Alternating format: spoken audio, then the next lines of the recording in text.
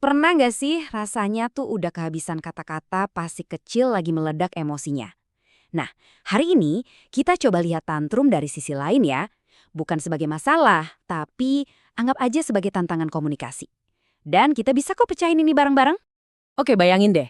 Kamu lagi di supermarket, di lorong mainan. Tiba-tiba, boom! Ledakan itu terjadi.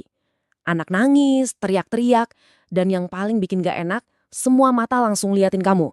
Duh, jantung rasanya deg-degan, muka panas. Jujur deh, pernah gak sih pengen langsung ngilang aja saat itu juga? Kalau kamu pernah ngerasain campuran panik, malu, plus nggak berdaya, hey, kamu nggak sendirian kok, beneran deh. Perasaan kamu sebagai orang tua itu juga valid loh. Momen kayak gitu emang berat banget dan wajar banget kalau kamu ngerasain itu semua. Tapi gimana kalau ternyata ada cara yang didukung sains loh buat ngubah badai emosi tadi jadi momen koneksi? Penasaran kan? Yuk kita bedah sedikit apa kata penelitian di baliknya. Nah, ini nih kuncinya. Dan kedengarannya mungkin agak aneh ya. Jadi banyak banget penelitian yang nunjukin kalau cara paling ampuh buat nenangin anak itu bukan dengan nyuruh mereka, "Shh, diem." Tapi justru dengan mengakui perasaan mereka. Iya sesimpel itu. Istilah kerennya validasi emosi. Terus validasi emosi itu apa sih? Gampang kok. Intinya kita menerima perasaan anak apa adanya. Cuma bilang, "Oh, mama lihat kamu lagi marah ya." Atau, "Papa tahu kamu kecewa." Dan inget ya, ini penting banget. Kita nggak harus setuju sama kelakuan mereka. Kita cuma perlu mengakui perasaannya. Itu aja yang mereka butuhin.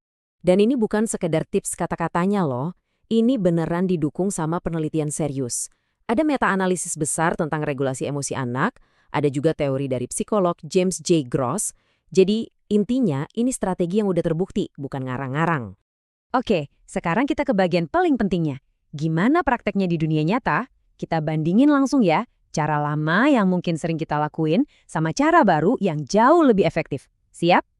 Nah, coba lihat. Di cara lama yang sebelah kiri, kalimatnya kan diam, malu-maluin, atau berhenti nangas atau kita pulang. Ini jujur aja malah bikin emosi anak makin ruwet. Sekarang geser ke kanan, ke cara baru. Kalimatnya jadi, "Mama tahu kamu kecewa banget. Nggak apa-apa kok merasa kecewa." Atau, "Kamu marah ya, kita harus pulang? Wajar kok. Sini peluk dulu." Kerasa kan bedanya? Cara baru ini bikin anak ngerasa didengerin. Dan, ya kayak sulap aja gitu, badai emosinya pelan-pelan reda. Nah, ini dia prinsip emasnya. Kita harus pisahin antara perasaan dan tindakan.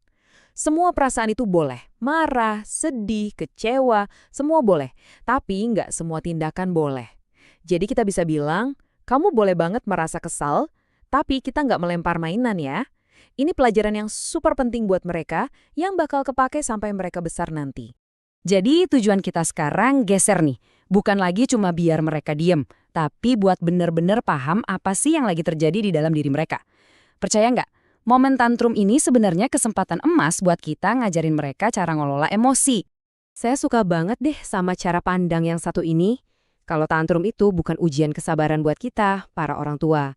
Tapi itu adalah teriakan minta tolong. Teriakan dari anak yang emosinya lagi meluap, lagi tumpah. Mereka tuh belum bisa ngendaliin. Dan mereka butuh banget bantuan kita buat belajar. Hasil akhirnya, anak jadi ngerasa dipahami dan mereka jadi lebih tenang. Dan kita, karena kita punya senjata baru, kita juga bisa ikutan tenang. Momen yang tadinya krisis, malah jadi momen koneksi. Ini baru namanya win-win solution kan?